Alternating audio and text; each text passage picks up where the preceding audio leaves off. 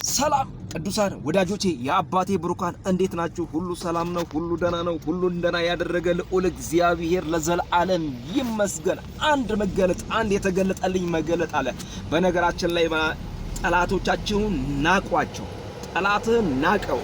ጠላት ብዙም ጊዜ ሰይጣን የሚያስነሳው ነውና የሰይጣን አገልጋይ ነውና ጠላት የህይወት ጠላት፣ የኑሮ ጠላት፣ የአገልግሎት ጠላት፣ የጸሎት ጠላት፣ የመዝሙር ጠላት ብዙ አይነት ጠላቶች አሉ። አሁን በከለር ለመግለጽ ጠላቶቻችንን ለመግለጽ ጊዜው አይደለምና ነገር ግን ጠላቶቻችሁን ናቋቸው። ጠላት ብዙን ጊዜ ሲናቅ ራሱን ይገልጠዋልና ዳዊት ጎልያድን ከሩቅ አየውና ከዛም በኋላ የሆነ ጭሬና የሆነ ድንጋይ ነገር ነው ከወንዝ ለቅሞ 5 ጠጠሮችን ይዞለት የሄደው። ከዛም በኋላ ጎልያድ አንድ ነገር አለ፣ እኔ ውሻ ነኝ እንዴ እንደዚህ ይዘህብኝ የምትመጣው ምናምን ብሎ ራሱን ጎልያድ ተናገረ። ውሻ መሆኑን ተናገረና የማይረባ መሆኑን ጎልያድ ተናገረ። ከዛም በኋላ ዳዊት እንደዚህ አለ፣ በተገዳደርከው በእስራኤል አምላክ በልዑል አምላክ በእግዚአብሔር ስም እመጣብሃለሁ አለ።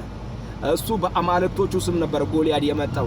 ዳዊት ግን በምድረበዳው አምላክ ምድረበዳ ላይ በረዳው በእስራኤል ቅዱስ እግዚአብሔር ከአንበሳና ከድብ በታደገው በያህዌ በሱ ነበር የመጣበት። እንደመጣ በእግዚአብሔር መጣ፣ ጠላቱን አሸነፈው፣ ድል ነሳውና ጠላቶቻቸውን ናቋቸው፣ ምክንያቱም አይመጥኗቸውምና። ብዙም ጊዜ ሰይጣን የሚያስነሳውን ነገር ሰይጣን በእናንተ ላይ ማዕበል አድርጎ የሚያስነሳውን ነገር ስትንቁ እናንተ እግዚአብሔር አምላክ ይረዳችኋል። እግዚአብሔር አምላክ ከእናንተ ጋር ይሆናል። ጌታ ለዘላለም ይባረክ። እወዳችኋለሁ።